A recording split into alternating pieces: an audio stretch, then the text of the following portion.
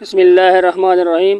ابو زرعہ نے خرشہ بن حر سے، انہوں نے حضرت ابو ذر رضی اللہ عنہ سے اور انہوں نے نبی صلی اللہ علیہ وآلہ وسلم سے روایت کی کہ آپ نے فرمایا، 3 قسم کے لوگ ہیں، اللہ ان سے گفتگو نہیں کرے گا، نہ قیامت کے روز ان کی طرف دیکھے گا اور نہ انہیں گناہوں سے پاک کرے گا، اور ان کے لیے دردناک عذاب ہوگا۔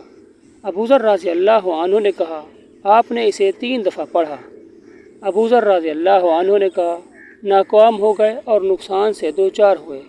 اے اللہ کے رسول، یہ کون ہیں؟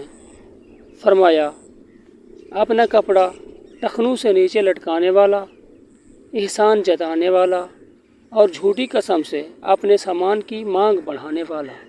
صحیح مسلم حدیث نمبر 293۔ دعا ہے کہ اللہ تعالی ہمیں ان پیاری احادیث پر عمل کرنے کی توفیق عطا فرمائے، آمین۔